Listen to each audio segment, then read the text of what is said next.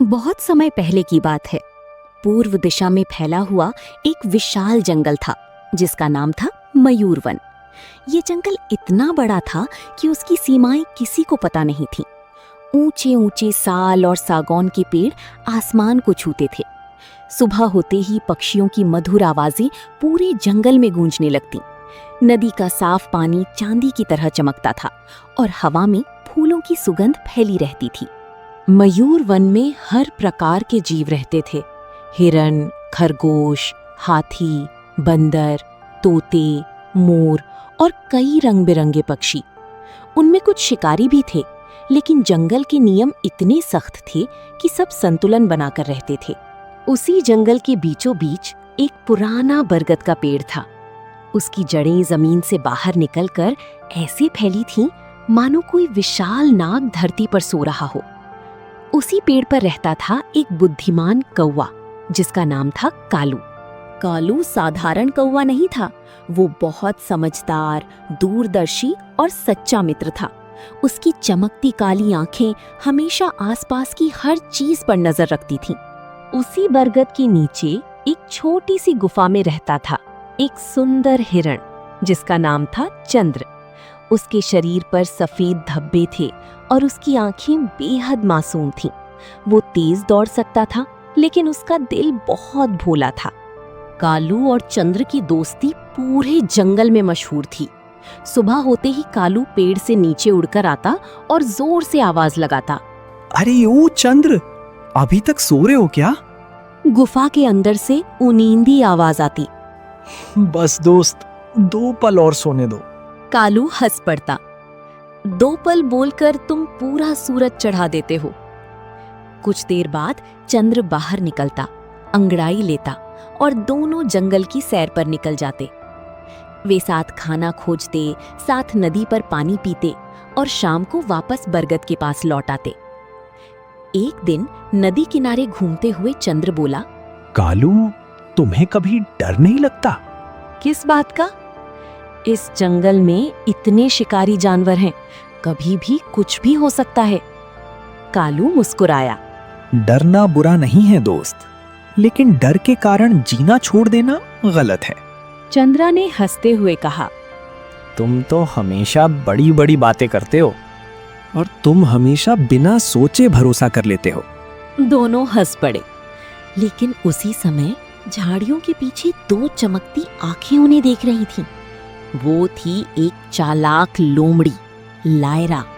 Lyra कई दिनों से भूखी थी। उसने जैसे ही चंद्र को देखा, उसकी आंखों में लालच चमक उठा। वाह, कितना मोटा और स्वस्थ हिरण है। अगर ये मेरे हाथ लग जाए तो कई दिनों का भोजन मिल जाएगा। लेकिन लायरा जानती थी कि सीधे हमला करना आसान नहीं होगा। चंद्र तेज था और ऊपर से उसके साथ हमेशा वो चालाक कौवा रहता था। लोमड़ी ने मन ही मन योजना बनाई। शक्ति से नहीं, चालाकी से काम लेना होगा। उस दिन से वो दूर दूर से चंद्र और कालू पर नजर रखने लगी। कुछ दिनों बाद एक सुबह चंद्र अकेला नदी की तरफ गया। कालू किसी काम से जंगल के दूसरे हिस्से में गया था। यही मौका देखकर लायरा धीरे धीरे चंद्र के पास पहुंची। उसने अपनी आवाज मीठी बनाई, नमस्ते मित्र।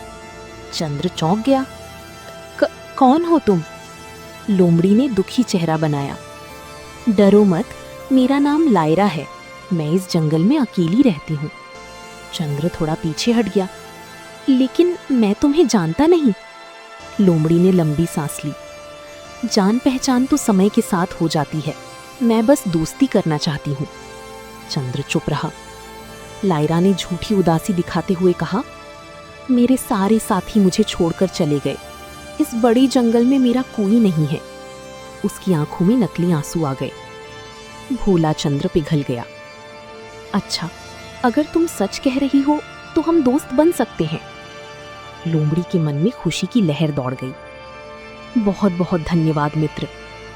उस दिन दोनों देर तक बातें करते रहे।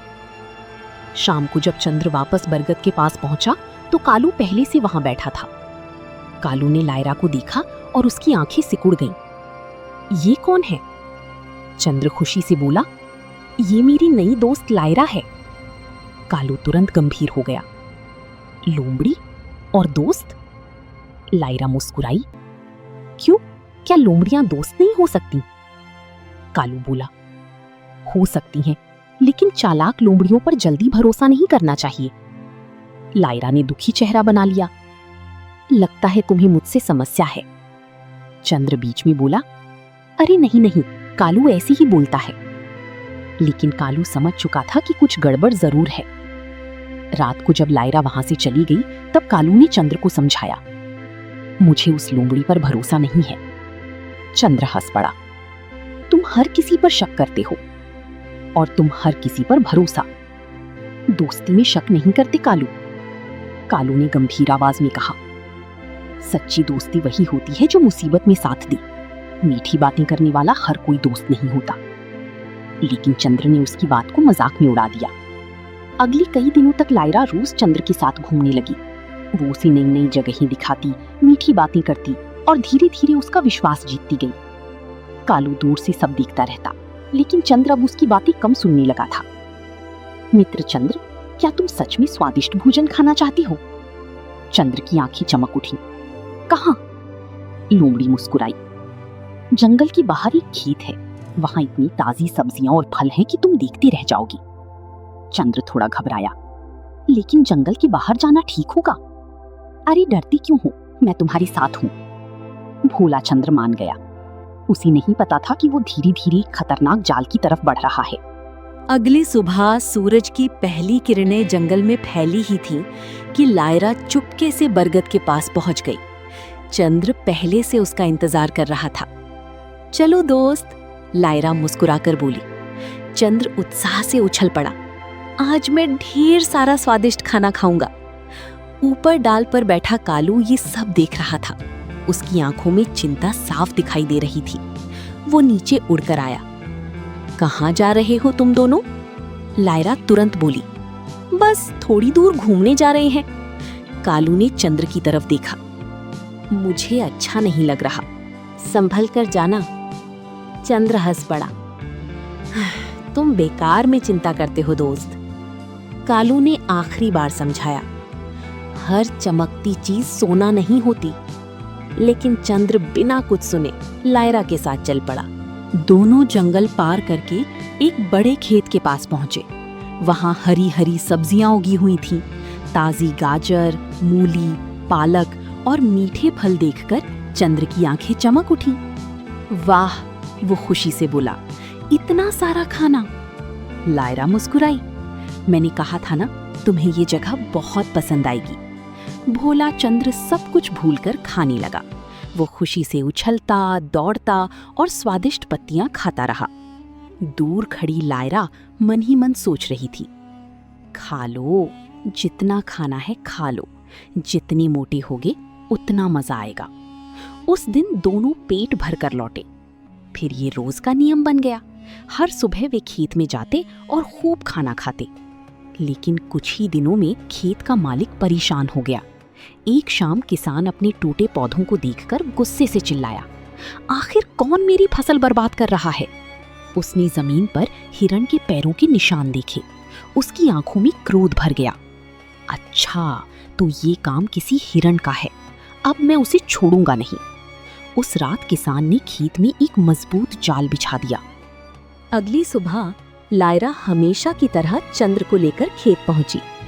जैसे ही चंद्र अंदर गया, धड़ाम, जाल ऊपर उठा और चंद्र उसमें बुरी तरह फंस गया। बचाओ! चंद्र जोर से चिल्लाया। उसके पैर रस्सियों में उलझ गए। वो जितना छूटने की कोशिश करता उतना ही फंसता जाता। लायरा, मुझे बचाओ! लेकिन लोमड़ी पीछे हट गई। उसकी आंखों में अब दोस्ती नहीं, लालच था। वो मन ही मन हंस रही थी। अब किसान आएगा, हिरण को मारेगा और फिर मुझे मिलेगा ताजा मांस। चंद्र डर गया। तुम मेरी मदद क्यों नहीं कर रही? लायरा बोली, मैं क्या कर सकती हूँ, ये जाल बहुत मजबूत है। लेकिन अगले ही पल वो वहां से भागकर झाड़ियों में छिप गई। चंद्र की आंखों में आंसू आ गए। उसे अचानक कालू की बातें याद आने लगी। मीठी बातें करने वाला हर कोई दोस्त नहीं होता। अब उसे अपनी गलती समझ आ चुकी थी। वो जोर जोर से चिल्लाने लगा, कालू दोस्त मेरी मदद करो।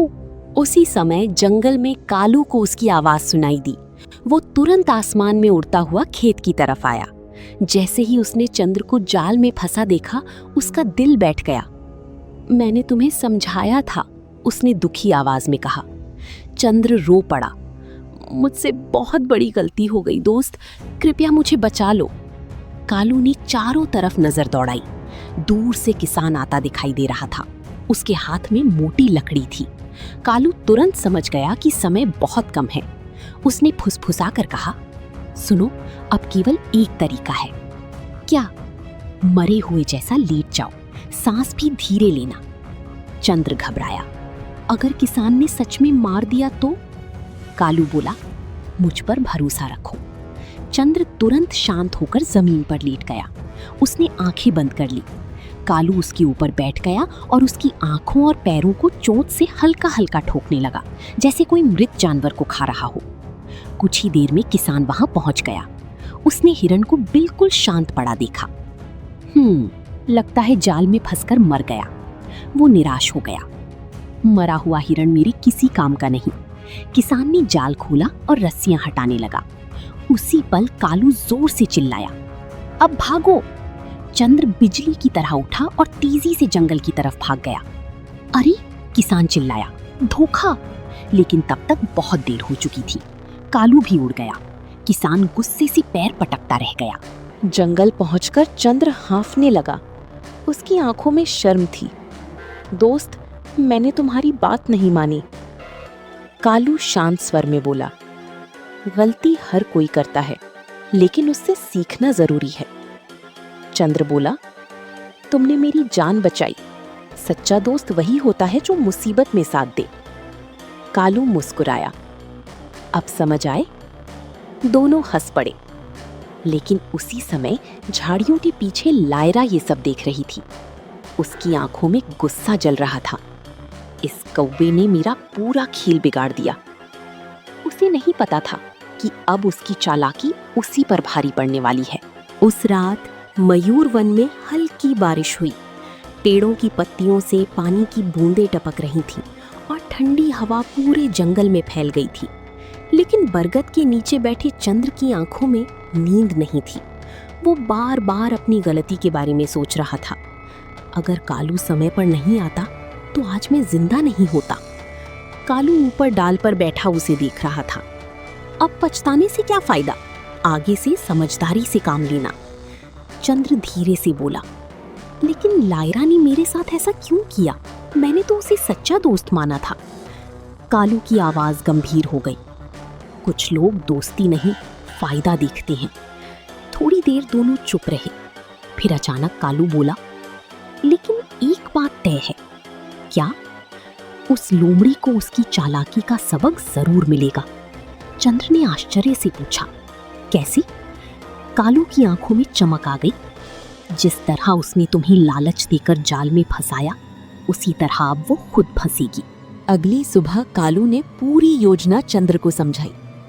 तुम फिर से उसके पास जाओ। चंद्र चौंक गया। क्या? लेकिन वो तो मुझे मारना चाहती है।